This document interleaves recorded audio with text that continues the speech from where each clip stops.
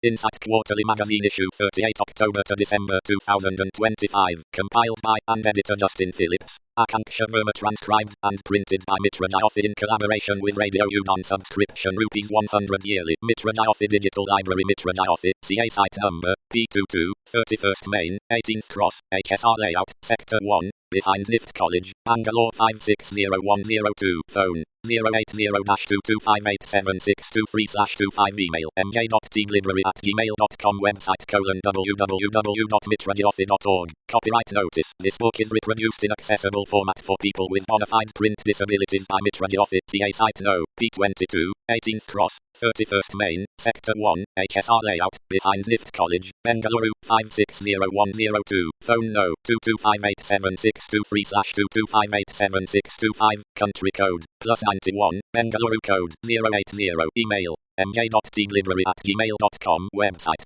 www.mitrajyothi.org. This book is created for distribution for the print disabled only and in accordance with the Marrakesh Treaty ratified by India on July 24, 2014 and Section 52(1) ZB of the Copyright Act, 1957. This accessible format production of the original publication is permitted to be used only by persons with print disabilities. Any further reproduction, distribution to any person without a print disability or any commercial use of this book is strictly prohibited and will be subject to legal action. Content 1. Editorial 2. Out and About 3. How aircraft tires survive the impossible 4. Never miss an opportunity 5. The most powerful paradoxes of life 6. From oil to assets, how Norway built the world's biggest piggy bank 7. Why do cat's eyes glow in the dark 8. Visit to Pondicherry 9. Mitra Jyothi News October December 2025 10. International Purple Fest 2025 Goa 11. Recipe 12. Radio Udon News 13. Purple Sampa Report. A mirror to disability issues in Parliament. 1.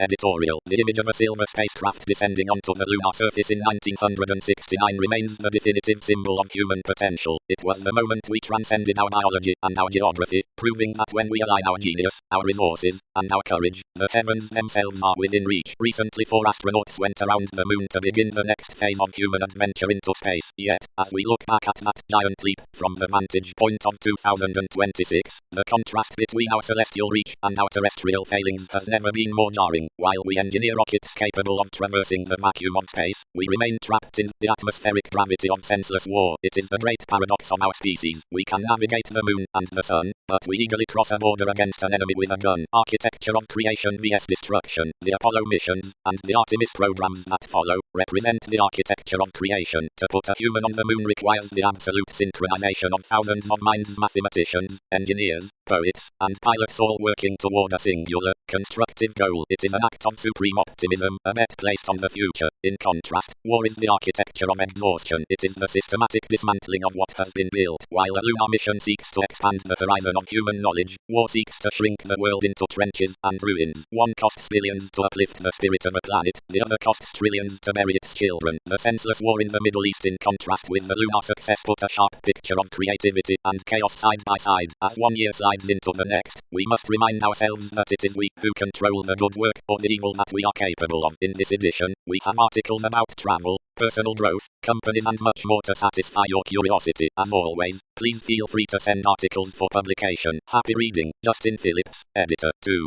Out and About. Can blasting weeds with lasers really solve farming's herbicide problem, creating chemical-free fields? For decades, herbicides have been farming's necessary evil, crucial for removing weeds and maximizing yields, but harmful for ecosystems, waterways, and the food on our plates. One AI-powered machine offers a solution, swapping herbicide spray for lasers. Meet the Laser Weeder G2. Carbon Robotics Laser Weeder G2, which went viral this week, is a tractor-pulled machine armed with cameras, NVIDIA GPU, and high-powered lasers. It scans the field in front of it, instantly identifies weeds, and destroys them with alarming accuracy. 450,000 weeds per hour, sub-millimeter precision, and a 99% success rate. The best part, weeds can't build resistance to lasers, like they do with herbicides. Other AI breakthroughs in farming. Carbon Robotics isn't the only company rethinking weed control. Stout Industrial's smart cultivator uses AI-enhanced mechanical blades to physically cut weeds from the ground, removing the need for herbicides. Similarly, John Deere's See and Spray system uses mounted cameras and AI to detect weeds in real time, and only spray AI, where needed, cutting usage dramatically. The future of farming. The AI industry isn't known for being green, with its dramatic energy demands, water-guzzling data centers, and high carbon emissions. But use cases like laser-powered weed removal are a welcome counterpoint. If AI can help protect our ecosystems and food supply from harmful chemicals, the future starts to look a bit more favorable. World's first lab-grown esophagus restores pigs' ability to swallow. Scientists grew the working esophagus using donor tissue and stem cells,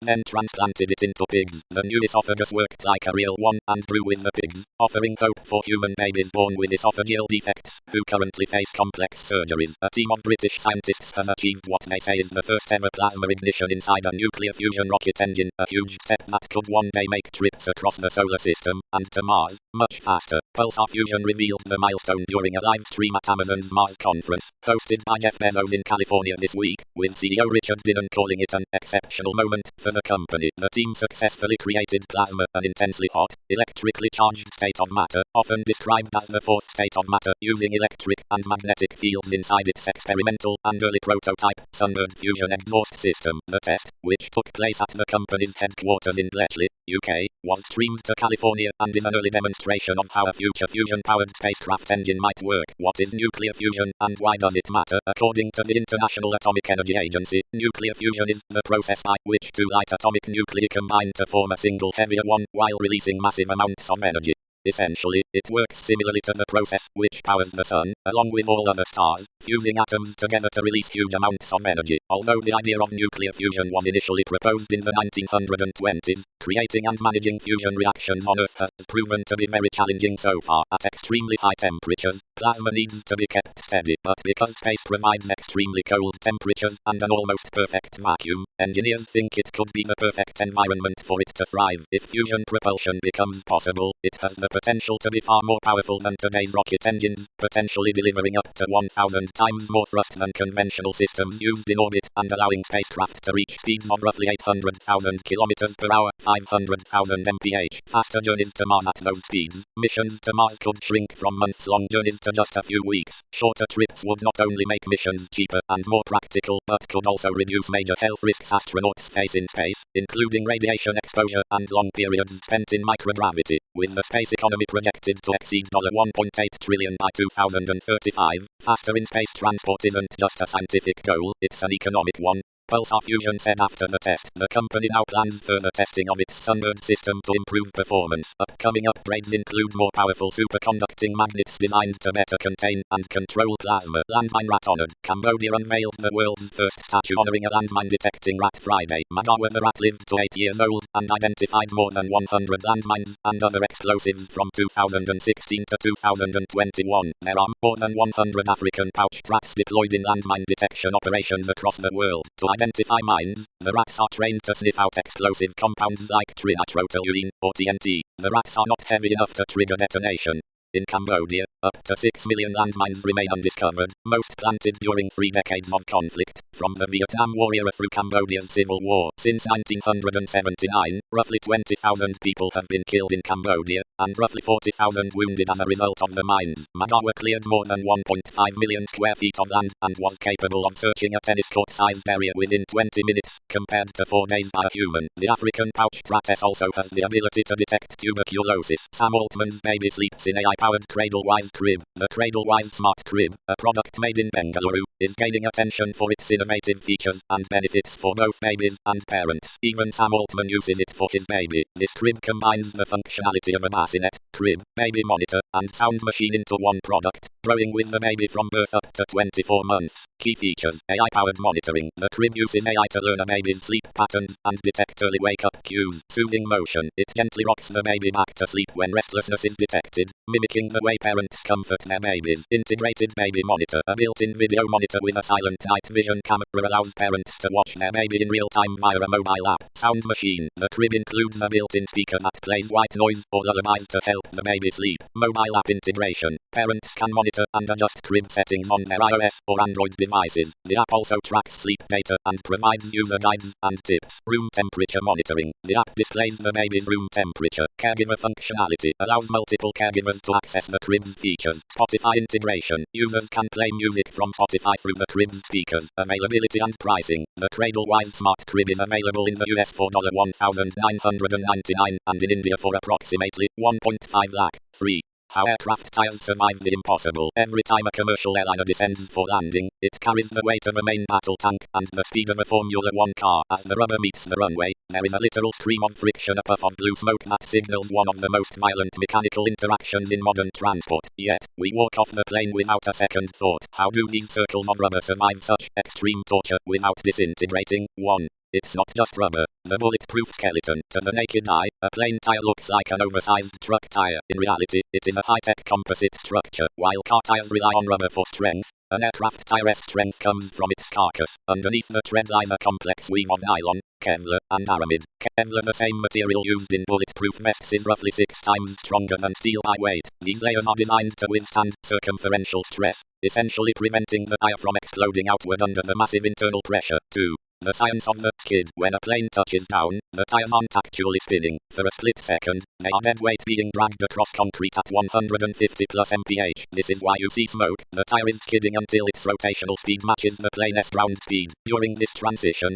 temperatures skyrocket to between 130 C and 150 C. To survive this, aircraft tires use specialized rubber compounds that prioritize thermal stability over longevity. While your car tires might last 50,000 miles, an aircraft tire is built for cycles, requiring a retread or replacement every 150 to 250 landings. 3. The power of high pressure. The secret to durability isn't softness, it's rigidity. By maximizing air pressure, engineers minimize the tire's footprint, the surface area touching the ground. A smaller footprint means less friction and less heat. The numbers are staggering. Standard car, 30-35 psi. Commercial airliner, -220 psi. F-16 fighter jet, -320 psi. To put that in perspective, these tires are tested to withstand 800 psi. That is significantly more pressure than a submarine faces hundreds of meters below the ocean's surface. 4. Why oxygen is the enemy. You won't find standard air in a plain tire. Instead, they are filled with dry nitrogen. Inert nature. Oxygen is volatile. Under the extreme heat of landing, oxygen can react with rubber vapors to cause an internal explosion, auto-ignition. Nitrogen is inert and won't burn. Stability. Nitrogen is less affected by the massive temperature swings of flight from the +50 C heat of a runway to the -50 C cold of high altitude. This prevents the tires from losing pressure or over-expanding. 5.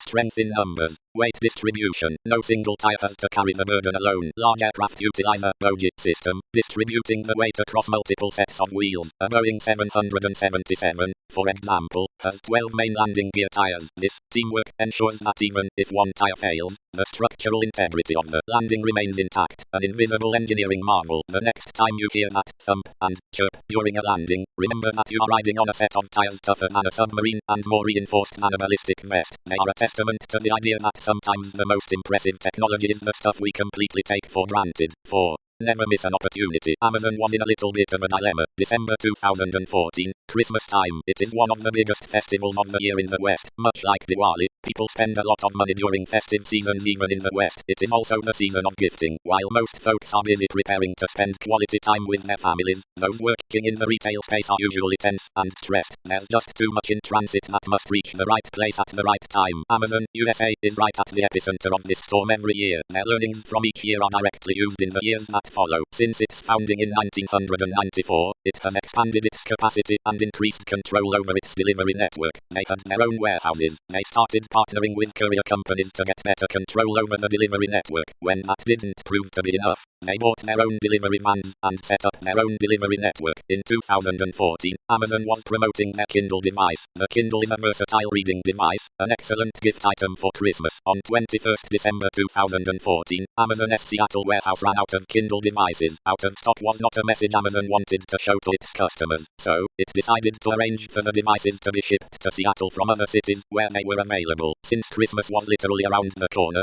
they couldn't afford to wait for the devices to arrive on trucks. They needed the Kindles fast, hence, air parcels. They turned to courier companies they regularly worked with, companies like FedEx and UPS. These companies owned a fleet of cargo planes that ferried all kinds of goods across the country. Amazon requested them to divert their planes from other locations to the routes they needed them on. Christmas is a busy week for everyone, and the courier companies had prior commitments. Their planes were already full and booked. They refused to divert planes for Amazon. In a desperate attempt to avert an apparent disaster, Amazon turned to chartered planes, paying handsome sums of money to ship Kindle devices to Seattle. The gravity must be understood. Seattle was their home base. It was where Amazon was founded and headquartered. They succeeded. Enough Kindles reached on time to fulfill demands. Long-term solution, of course. Amazon had pre-booked planes and routes with the courier companies well in advance, but last-minute demand surges cannot be predicted well in advance, and the folks at Amazon would obviously not want to go through the stress of arranging expensive chartered flights in 2015. They started working on a solution. They did what they had done earlier. They decided they needed to control this part of the delivery supply chain. How do you do that? Project Aerosmith. They signed deals with 2 leasing companies, Atlas and Atlas Air, for 40 cargo planes. These were leased planes. This meant that Amazon would get operational control of the planes, but the repair, maintenance, staffing, etc. would be handled by the leasing company. 2 plane types were leased: the Boeing 737 narrow-body planes commonly seen flying national level routes, and the Boeing 767 wide-body planes flying international routes. 40 planes were painted in Amazon colors and had Amazon Air written on the side. With these 40 planes, Amazon had intended to reduce their reliance on courier companies' planes, and thus, Amazon's internal experiment with operating planes began. Only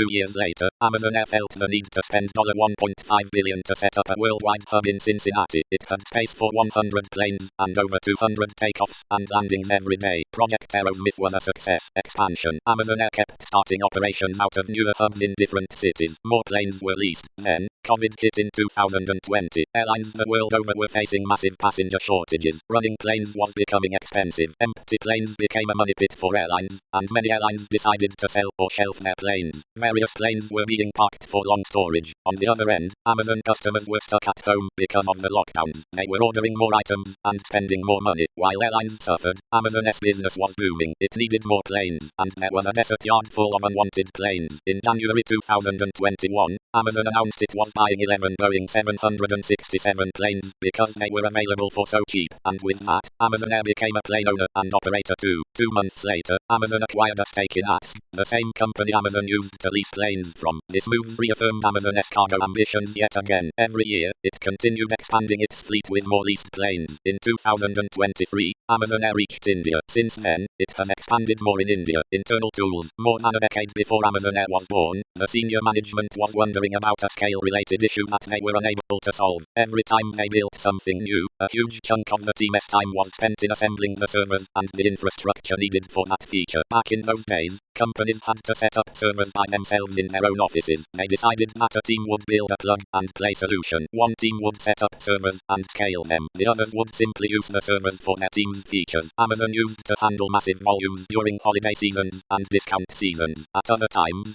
the volumes were much lower. During these lower volume periods, the servers were sitting idle. Internal reports suggested that Amazon should rent out its servers to those who need it outside Amazon. It was something they had planned to do early on. That's what they did. Thus, was born Amazon Web Services, AWS. Those who are aware about software engineering would know just how massive an impact AWS has had on the internet. It changes how software engineers build online websites and apps. Very few companies have their own servers now. They all rent servers from companies like AWS, Google, and Microsoft. These rented servers are called cloud services. What's interesting is that as a business, AWS became even more profitable than its main business, e-commerce. It took a good 7 years before Google and Microsoft launched their competing cloud services. By that time, AWS had cemented its market share. It is still the biggest player in the industry. Amazon is famous for doing this, spinning off internal tools as full-fledged businesses to be used outside Amazon. In keeping with that spirit, Amazon Air started offering to transport goods for others as well. 5. The most powerful paradoxes of life. The world is not black and white. Many of life's most important truths appear contradictory on the surface. A paradox is defined as a seemingly absurd or self-contradictory statement that, when investigated or explained, may prove to be true. Here I share 20 of the most powerful paradoxes of life. It's tempting to view the world as black and white. It's much safer and easier to assume that everything is static, that you live in a world that can be predicted with ease, that what you see is what you get. Unfortunately, the world is much more complex than that. In fact, many of life's most important truths appear contradictory on the surface. A paradox is defined as a seemingly absurd or self-contradictory statement that, when investigated or explained, may prove to be true. Over the years, I have compiled a list of these paradoxes, the important truths that govern our lives and defy our desire for static safety. Here are 20 of the most powerful paradoxes of life. The growth paradox. Growth takes a much longer time coming than you think, but then happens much faster than you ever thought possible. Growth happens gradually, then suddenly. The best things in life come from allowing allowing compounding to work its magic, slowly, then all at once. The persuasion paradox. Have you ever noticed that the most argumentative people rarely persuade anyone of anything? Persuasive people don't argue, they observe, listen, and ask thoughtful questions. Argue less, persuade more.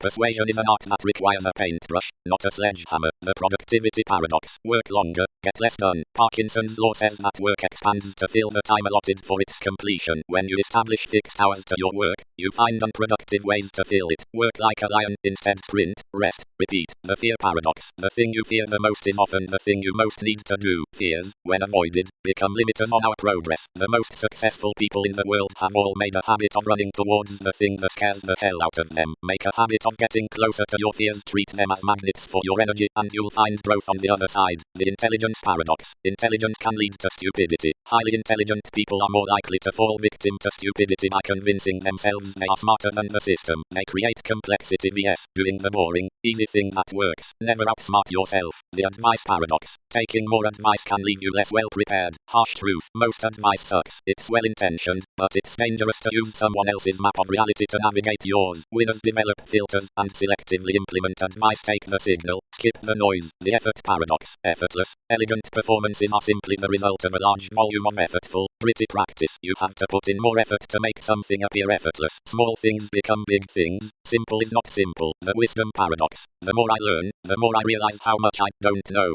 Albert Einstein. The more you learn, the more you are exposed to the immense unknown. This should be empowering, not frightening. Embrace your own ignorance. Embrace lifelong learning. The opportunity paradox. Take on less to accomplish more. Success doesn't come from taking on everything that comes your way. It comes from deep focus on the projects that really matter. Say yes to what matters. Say no to everything else. Your time is an asset to be cherished. The boredom paradox. The most creative, captivating ideas stem directly from periods of intense boredom. You're bored, your mind wanders, your thoughts mingle, creative insight strikes. Boredom sparks creativity. Schedule more of it into your weeks. The social media paradox. More connectedness, less connected. Social media has created more connectedness than ever before, but we feel less connected to those around us. Schedule time to disconnect, and you will feel more connection. The failure paradox. You have to fail more to succeed more. Our transformative moments of growth often stem directly from our toughest moments of failure. Don't fear failure. Learn to fail smart and fast. Never fail the same way twice. Always put yourself in the arena. The talking paradox. We have 2 ears and 1 mouth so that we can listen twice as much as we speak. Epictetus. Talk less to say more. If you want your words and ideas to be heard, start by talking less and listening more. You'll find more power in your words. The speed paradox. You have to slow down to speed up. Slowing down allows you to restore your energy. Notice things you previously missed. Be more deliberate with your actions, and focus on the highest leverage opportunities. Move slow to move fast. The looking paradox. Stop looking in order to find what you're looking for. Ever notice that when you're looking for something, you rarely find it? Stop looking. What you're looking for may find you. Applies equally to love, business, happiness, and life. The Icarus paradox. Icarus crafted wings and took off in flight. He became emboldened by his success and flew too close to the sun, which melted the wings and sent Icarus falling to his death. An incumbent achieves success with one thing, but overconfidence blinds them to coming disruption. What makes you successful can sow the seeds of your downfall. The shrinking paradox. You may need to shrink before you can grow. Growth is never constant and linear. Subtraction may feel like a step back, but it's a necessity for long-term growth. We all need to embrace the mantra of less, but better. 1 step back, 2 steps forward is a recipe for consistent, long-term success. The money paradox. You have to lose money to make money. Every successful investor and builder has stories of the invaluable lessons learned from a terrible loss in their career. Sometimes you have to pay to learn. Always put skin in the game. The news paradox. The more news you consume, the less well-informed you become. Nassim Taleb's noise bottleneck concept suggests that more data leads to a higher ratio of noise to signal, so by consuming more, you end up knowing less about what's actually going on. Want to know more about the world? Turn off the news and go spend time in it. The death paradox. You have to know your death to truly live your life. Memento mori is a stoic reminder of the certainty and inescapability of death. It's not intended to be morbid, but to clarify, illuminate, and inspire. By accepting our time as finite, we are able to appreciate its precious nature. Those are 20 of the most powerful paradoxes of life. Fall in love with the beauty in the dynamic complexity all around us. Study the contradictions, know the pitfalls, and embrace the little bits of chaos. This is the recipe for a life well lived. What would you add to the list? What important truths of your life often appear contradictory on the surface? Sahil. 6. From oil to assets. How Norway built the world's biggest piggy bank. When we think of oil-rich nations, we often imagine gold ATM, man-made islands, and fleets of Rolls-Royces. These are the hallmarks of the Middle Eastern oil boom aesthetic. Norway, however, plays a different game. Despite being a global energy powerhouse, Norway's wealth is famously invisible. You won't find gold dispensing machines in Oslo, but you will find a nation that has mastered the art of delayed gratification, the discovery that changed everything. In the late 1950s, Norway was a modest European nation. It wasn't poor, but it certainly wasn't wealthy. That changed in 1969 with the discovery of the Ekofisk field, one of the largest offshore oil fields in the world. By the 1970s, the money began to pour in, but the Norwegian government realized something critical. Oil is a finite resource. They faced a good problem: how to prevent the influx of cash from overheating their economy while ensuring that, once the oil ran out, the country wouldn't go broke. The oil fund philosophy. In 1990, the government created what is officially known as the Government Pension Fund Global. The philosophy was simple: don't blow the money today, invest it for the people of tomorrow. Key facts about the fund. The first deposit, made in 1996. The size. Today, it manages roughly $1.5 trillion. The ownership. While a typical mutual fund has millions of investors, this fund has only one: the people of Norway. The scale. To put its size in perspective, India's largest mutual fund, SBI Mutual Fund, manages about $86 billion. Norway's fund is nearly 18 times larger. How the money grows. The fund doesn't just sit on a pile of cash. It operates like a massive global investor, diversifying its holdings to minimize risk. Equities. 70% of the fund is in stocks, owning bits of over 8,500 companies globally. Real estate and fixed income. The rest is spread across bonds and high-end real estate, including parts of London's Regent Street. Self-sustaining wealth. Interestingly, only about half of the fund's total value comes from direct oil profits. The other half is purely from investment returns. Last year alone, the fund grew by $213 billion. The ethical giant. A fact often overlooked is the fund's ethical council. Norway doesn't just invest for profit. They divest from companies involved in human rights violations, severe environmental damage, or tobacco production. This moral compass makes it a unique leader in the financial world. The Sovereign Wealth Fund, SWF, landscape. Norway's fund is the biggest, but it isn't alone. These state-owned investment vehicles are known as sovereign wealth funds. Government Pension Fund Global, $1.5 trillion. China Investment Corporation, $1.3 trillion. Abu Dhabi Investment Authority, $800+ billion. GIC Private Limited, Singapore, $700+ billion. While Norway is incredibly transparent, publishing every single stock they own online, many other SWF operate in total secrecy, making it difficult to track their true influence. The India connection. SWF are becoming the silent engines behind the Indian economy. In 2023, these funds invested a staggering $43 billion into India, up from just $19 billion 5 years ago. Public giants. They hold significant stakes in blue-chip companies like Reliance, HDFC Bank, Infosys, and Land-T. Startup Fuel. They are major backers of the unicorn ecosystem, investing in names like Zomato, Delivery, and Lenskart. The Singapore factor. Singapore SGIC remains one of the largest single foreign investors in the Indian market. Conclusion. Sovereign wealth funds represent a shift in global power. They aren't just extra-large mutual funds, they are the collective savings of entire nations. As Norway has shown, the real secret to oil wealth isn't spending it on gold, it's investing it in the future of the world. Yes, your next question might be, what about India? India does have a sovereign wealth fund, though it functions a bit differently than Norway's. While Norway's fund is built from surplus oil cash, India's primary fund was created to attract capital rather than just store it. The existing fund, NIF, the National Investment and Infrastructure Fund, NIF, is India's version of a sovereign wealth fund. Established in 2015, it is often described as a quasi-sovereign fund because the government of India owns 49%,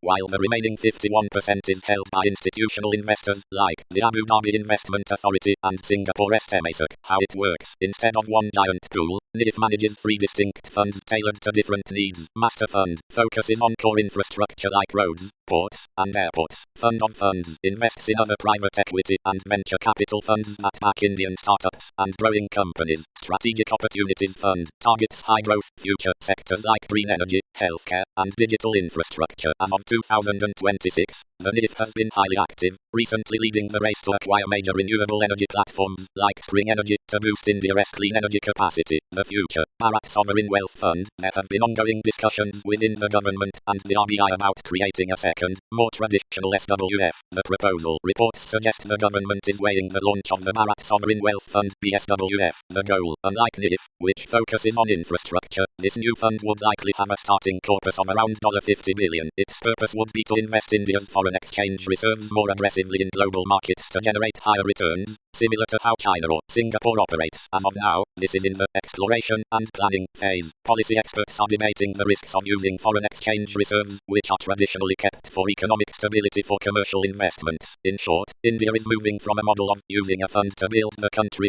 NIF, toward using a fund to grow national wealth globally, the proposed Bharat SWF. Norway is the world's ultimate saver.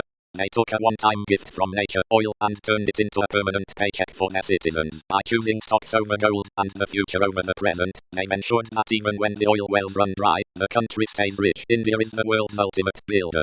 Because India doesn't have a massive surplus of oil cash, it uses its fund, NIF, like a magnet. It puts up some of its own money to attract trillions from other countries to build the roads, ports, and green energy India needs to grow today. The final takeaway, whether you are a small nation with a lot of oil or a massive nation with a lot of ambition, the secret to lasting wealth is the same. Don't just spend what you have, invest in what's next. Norway has already mastered the game. India is just starting to change how the game is played. Justin, 7. Why do cat's eyes glow in the dark? One foggy night in 1933, a businessman named Percy Shaw was driving home from the pub in Yorkshire, England. The road was twisty and hard to see. Suddenly, two bright dots flashed back at him from the roadside. Percy slammed on the brakes. The glowing dots belonged to a cat, and they probably saved his life. If he'd kept driving, he could have gone straight off the road. That's when Percy got his eureka moment. What if roads could shine back at drivers the same way cat's eyes do? Within a year, he had invented cat's eye reflectors, those studs you still see embedded in roads today. They bounce your own headlights back at you, helping you see where you're going in the dark. Percy didn't just want a reflector, he wanted one that wouldn't get covered in mud. He designed the glass beads to sit in a flexible rubber housing. Every time a car drives over a cat's eye, the rubber compresses, and the reflector sinks into the road. Inside the housing, there's a small pool of rainwater and a rubber wiper. As the bead pops back up, it gets scrubbed clean by its own housing. It's a maintenance-free invention that has lasted nearly a century. But why do cat's eyes glow like that? Ancient Egyptians believed that a cat's eyes held the sun after sunset, giving them their shiny nighttime look. The real reason was discovered less than 100 years ago, in 1929, and it was even later that scientists understood how this feature affects vision. Why cat's eyes glow in the dark? All eyes, including yours, have a retina. The retina is a thin layer at the back of your eye that absorbs light and turns it into signals your brain can understand. Think of it like a transparent, light-catching screen. Behind a cat's retina is a mirror-like layer called the tapetum lucidum. Humans don't have this. When light enters a human eye and isn't absorbed by the retina, it's not used. But in a cat's eye, light that passes through the retina without being absorbed hits the tapetum lucidum, which reflects it back through the retina. This gives the retina a second chance to capture the light. The glow you see in cat's eyes at night is actually light bouncing off the tapetum lucidum. Thanks to this feature, cats have significantly better light sensitivity than humans, meaning that their eyes can pick up even the smallest amount of light. They can see in light so dim it looks pitch black. To us, a very useful ability for animals that do a lot of their hunting at night. Cats aren't the only animals with a tapetum lucidum. Cows, sheep, goats, and horses have it, possibly for spotting predators in dim light. Fish, dolphins, and whales rely on it to see in dark, murky water. On the other hand, squirrels, pigs, and most primates including humans don't have it because they are active during the day and don't need night vision. Interestingly, most dogs have a tapetum lucidum, but it is sometimes missing in dogs with blue eyes and small domesticated breeds.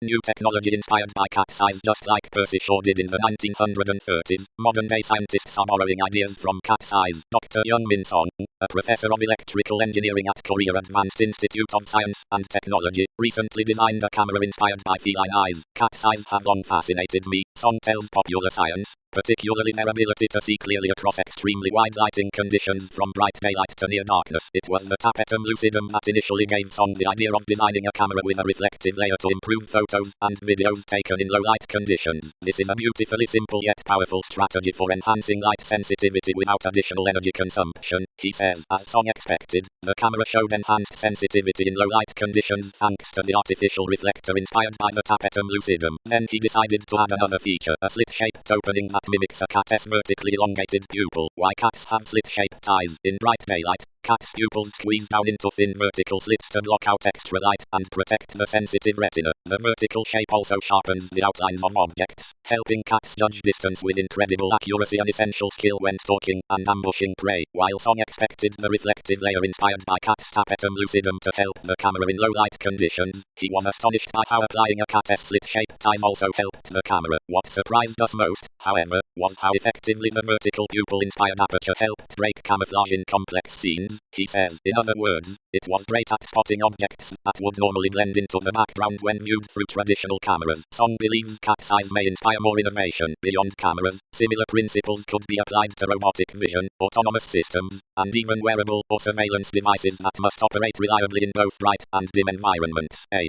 Visit to Pondicherry. This time, I visited Pondicherry from 5th February to 8th February 2026. The trip was organized by Inclusive Strides. It was a wonderful and memorable journey, and Pondicherry is truly worth visiting. After reaching Pondicherry, we freshened up and visited the famous Manakula Vinayaka temple. I was fortunate to have darshan very close to the idol. Even though the temple was crowded, we had a peaceful darshan of Lord Ganesha, Goddess Lakshmi, and other deities. We sat there for a few minutes, and it felt very pleasant and divine. Next, we went to the Sri Aurobindo ashram. We meditated near the samadhi of the Mother, Muralfasa, and Sri Aurobindo. The atmosphere was very calm and serene. I could truly feel positive energy there. We also touched and prayed near the sacred service tree. Later, we did a little shopping and had lunch. In the afternoon, we visited the mangrove forest by boat. It was a wonderful ride. We spent some time at the beach and then returned to our room. After dinner, we again went for a peaceful walk along the beach. The next day, we traveled to Oroville and visited the Matrimandir. From the entrance gate, buses were arranged to take visitors to the Matrimandir. They verified our ID cards and explained about the mother and the significance of Matrimandir. We deposited our bags and mobile phones before entering. We meditated near the lotus pond, and later everyone was given white socks to wear. We then visited the concentration center, which is a beautiful marble dome-like structure. We meditated inside the Matrimandir. I strongly felt positive energy in the meditation hall. It is something that one must personally experience. After lunch, we visited the Swaram Music Garden. It was a 1-hour guided tour where everyone could play the instruments and have a hands-on experience. It was a unique and wonderful place to visit. After that, we rested for the day. On the final day, we again traveled to Oroville to participate in the Oroville Marathon. It was my first 10 km marathon. Initially, I was hesitant, but with the support of a volunteer, I was able to complete it. I did not run, I walked the entire distance. Completing it gave me great happiness and confidence. After breakfast, we returned to Bangalore. This trip will always remain a wonderful memory in my life. Notes: the Manakula Vinayaka temple is one of the most famous temples in Puducherry. It is dedicated to Lord Ganesh, the remover of obstacles and god of wisdom. The temple is believed to be older than the French rule in Pondicherry. Despite attempts by the French to demolish it, the temple remained untouched. It is located near the popular White Town area. The temple architecture reflects traditional South Indian style. A golden chariot is one of the main attractions of the temple. Devotees from different parts of India visit this temple throughout the year. The temple is especially crowded during Vinayaka Chaturthi festival. Special pujas and cultural programs are conducted on festival days. The temple once had a trained elephant named Lakshmi that blessed devotees. People believe that praying here brings success and prosperity. The temple atmosphere is peaceful and spiritually uplifting. The temple also plays an important role in local traditions. Manakula Vinayaka temple is a must-visit spiritual landmark in Puducherry. Sri Aurobindo Ashram is a well-known spiritual center located in Puducherry. It was founded in 1926 by Sri Aurobindo and his spiritual collaborator, the Mother. The ashram focuses on inner growth, peace, and spiritual evolution. People from all over the world visit the ashram to experience silence and meditation. The samadhi of Sri Aurobindo and the Mother is the main attraction. The ashram promotes a simple lifestyle based on discipline and self-awareness. There are no rituals or ceremonies, only quiet concentration. The ashram also runs schools, libraries, and publishing houses. It played an important role in spreading spiritual philosophy globally. Sri Aurobindo Ashram remains a symbol of peace and higher consciousness. The Matrimandir is a famous spiritual structure located in Oroville near Puducherry. It is considered the soul of Oroville Township. The Matrimandir was conceived by the Mother, the spiritual collaborator of Sri Aurobindo. Its construction began in 1971 and took several decades to complete. The structure is not a temple for worship or rituals. It is meant for silent concentration and meditation. The Matrimandir has a large golden spherical shape. It is covered with thousands of golden discs. The sphere stands on 4 massive pillars. Inside the Matrimandir is a serene inner chamber. At the center of the chamber is a crystal globe. The crystal reflects a ray of sunlight through an optical system. This creates a calm and peaceful atmosphere inside. The Mitra Mandir is surrounded by beautiful gardens. These gardens represent different stages of human consciousness. Visitors must maintain silence inside the Mitra Mandir area. Entry is allowed only with prior permission. The Mitra Mandir symbolizes unity and harmony. It reflects the idea of collective human progress. People from all over the world visit the Mitra Mandir. The golden exterior shines brightly under the sun. The surroundings are calm and pollution-free. The Mitra Mandir is an architectural wonder. It blends modern design with spiritual purpose. It is one of the main attractions of Auroville. The place encourages self-reflection and peace. No religious symbols are used in the structure. It welcomes people of all beliefs. The Mitra Mandir represents inner awakening. Swaram Music Garden is a unique musical park located in Auroville near Pondicherry. It is a peaceful place where visitors can experience the joy of sound and music. The garden is filled with creative and handmade musical instruments. These instruments are made from natural materials like bamboo, metal, wood, and stone. Visitors are allowed to touch and play many of the instruments. The sounds produced are soft, soothing, and relaxing. Swaram was founded with the idea of connecting music and nature. It encourages people to explore sound in a simple and playful way. The garden is surrounded by greenery and calm surroundings. It is a perfect place for meditation and relaxation. There are large outdoor instruments that create beautiful vibrations. Wind chimes and sound sculptures are special attractions here. Workshops and sound therapy sessions are also conducted. Tourists from different countries visit this musical garden. It is suitable for both children and adults. The peaceful environment helps reduce stress. Swaram promotes creativity and harmony through music. It is different from a regular park because it focuses on sound experience. The garden reflects the artistic spirit of Auroville. Swaram Music Garden is truly a magical place for music lovers. Hemaseti 9.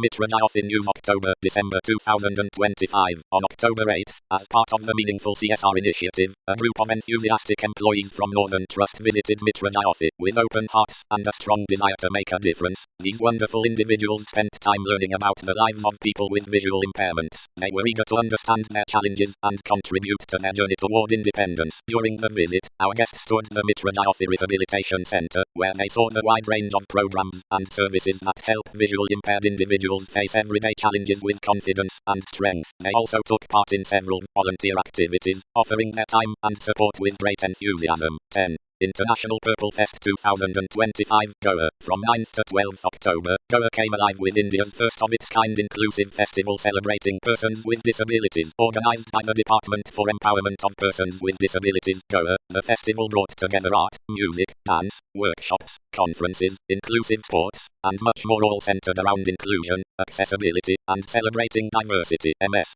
Madhu Singhal and the Mitra Jyothi team had the privilege of attending this vibrant event, a beautiful celebration of art, technology, and inclusion all in one place. It was truly inspiring to learn about new accessible technologies, witness inclusion in action, and connect with change makers from across the country. Together, we celebrated diversity, shared ideas, and took meaningful steps toward a more inclusive future for persons with disabilities. The White Cane Safety Day celebration at Mitra Jyothi on 15th October was a memorable day filled with awareness, learning, fun, and empowerment. The event began with an invocation song by Nagashri, followed by a welcome address by Madhu Singhal. An insightful mobility talk was delivered by mobility instructor Deekshith, highlighting the importance of safe and independent mobility for visually impaired individuals. Students and volunteers then participated in a mobility rally from Mitra Jyothi to Nift College, spreading awareness with placards. The celebration also included engaging team games, where students practiced navigating with a white cane and learned valuable mobility techniques. Light refreshments and white cane distribution were organized by Rotaract Club of Viewers. Activities such as the sound quiz and mobility quiz tested participants' skills and awareness, while beneficiaries shared their inspiring experiences. The event concluded with vibrant talent performances including dance, solo acts, and skits, making the day a true celebration of inclusion, confidence, and community support for the visually impaired. A day filled with joy, food, and heartfelt connections. The wonderful team from Ilore visited Mitra Jyothi on 16th October to celebrate World Food Day with our students. This beautiful initiative brought smiles, fostered inclusion, and reminded that every shared meal tells a story of togetherness, and every smile brings us one step closer to belonging. Mr. Anil Kumar, a dedicated volunteer committed to empowering Mitra Jyothi's visually impaired students, conducted an exciting quiz competition and public speaking competition session on 19th and 26th November for the students of Mitra Jyothi. Mr. Anil have been training students on soft skills at Mitra Jyothi for the last 10 years. Students were given a week to prepare on various topics, divided into 2 enthusiastic teams. The quiz competition ignited tremendous energy and confidence among the participants. In the public speaking competition, Rajith secured the second prize, delivering an outstanding speech on his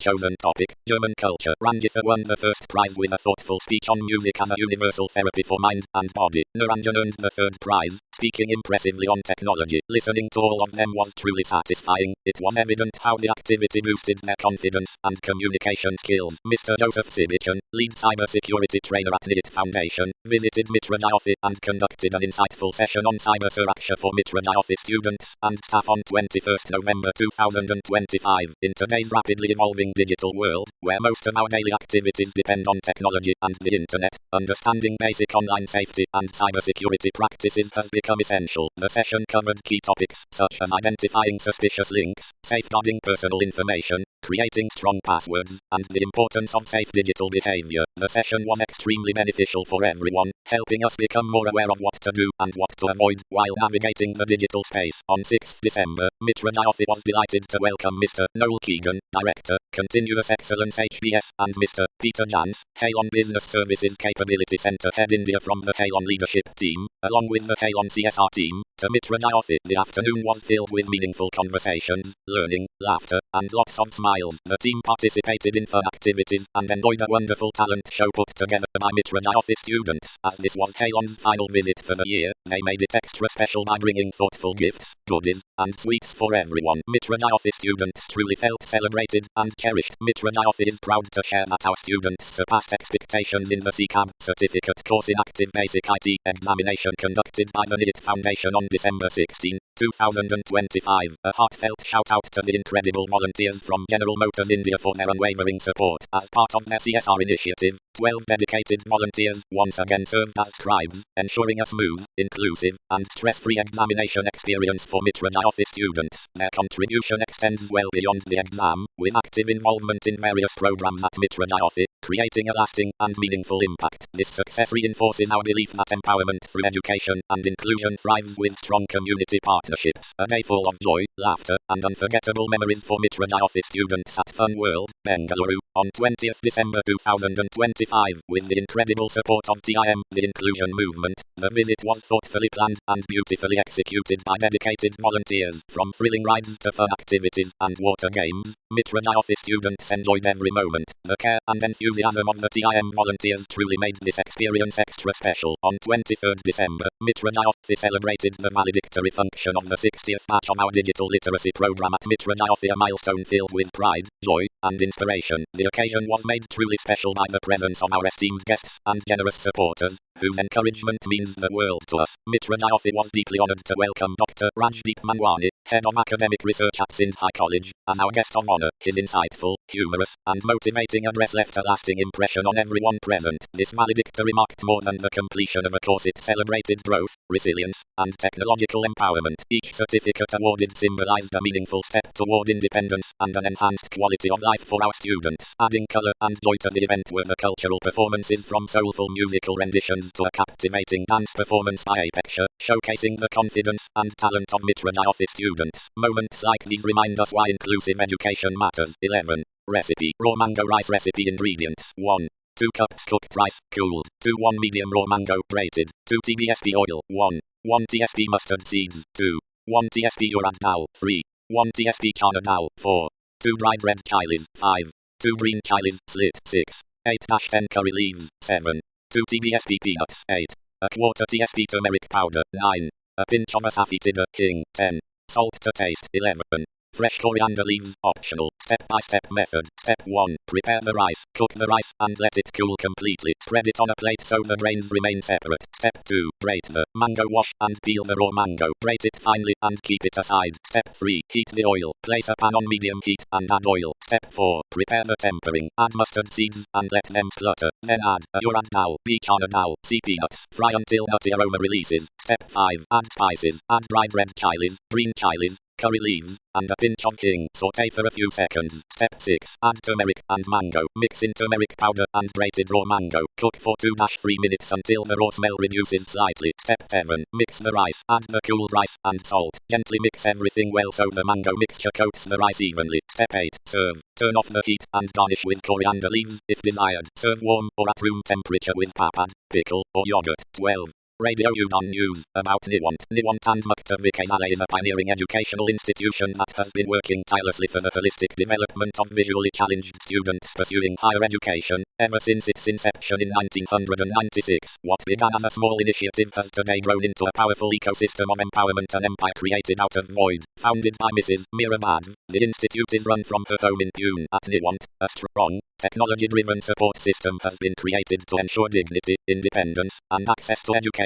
More than 4,500 students have been helped by Niwant, educationally as well as monetarily in the past 30 years. Today, Niwant houses a library of over 5,000 Braille books with 17 branches across Maharashtra and Goa, and supports students across diverse streams including arts, commerce, computer applications, banking and finance, law, library science, and doctoral studies, PhD. Equal emphasis is placed on extracurricular growth, with students participating in dance, sports, and managing Tech Vision, an IT firm run entirely by visually challenged students. About Swalikan suite of applications. In line with its mission of true independence, Niwant developed Swalikan Trademark Typing Tutor, India's only accessible multilingual typing tutor, created to teach visually impaired students how to type in sighted script, enabling them to write their own examinations independently without a writer. Swalikan Trademark Typing Tutor is a revolution in the lives of the visually impaired. It is completely free of cost and available to download from www.swalikan.org for mobiles as well as Windows-based PC. It is currently available in Marathi, Hindi and English, and soon will be launched in Kannada and Gujarati. Through this innovation, over 4,500 students across India have learned typing in the past 4 years. Swalikan Trademark Test is a completely accessible exam platform created for visually impaired students, where teachers can upload questions into the software and students can listen to the questions and type their answers using screen readers. The software can also be used to give students homework such that they practice typing while completing their academic studies. Swalikan Trademark Test is also a free resource for all blind schools and visually impaired students studying in colleges. In the academic year 2025-26, 242 visually impaired students are appearing for their final examinations independently, without the assistance of writers and readers, a historic milestone in inclusive education. Students such as Riddhi Patil, 12th standard, and Shaurya Gavli and Sanath Deshpande, 10th standard, are creating history by independently appearing for their board examinations, demonstrating how accessible technology, institutional commitment, and confidence can transform lives. Swalikan Test can be accessed by registering the institute on test.swalikan.org. 13.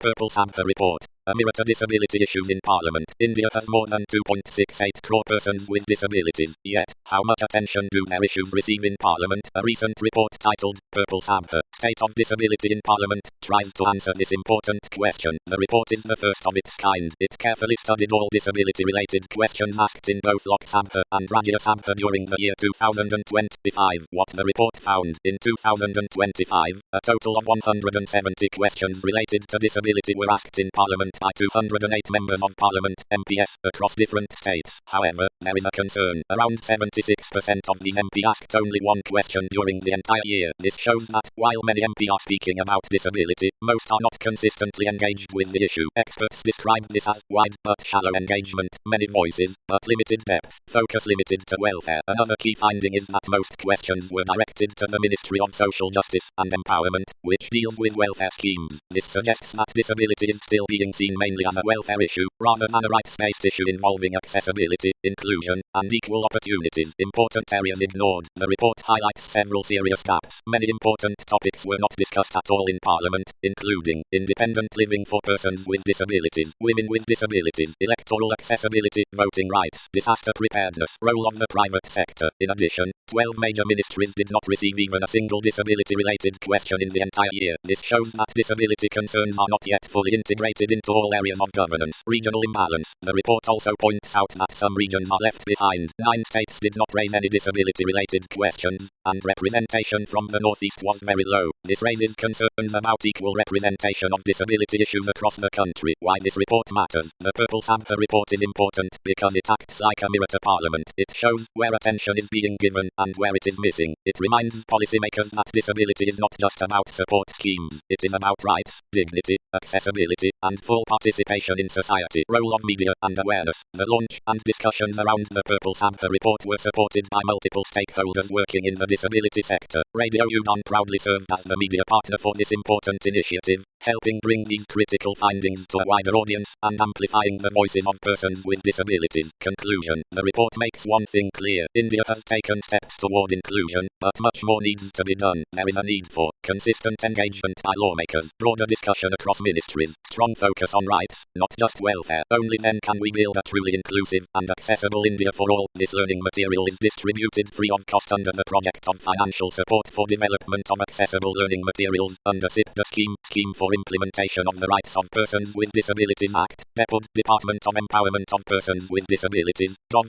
of India, Nodal Agency, National Institute for the Empowerment of the Persons with Visual Disabilities, NEP, Dehradun.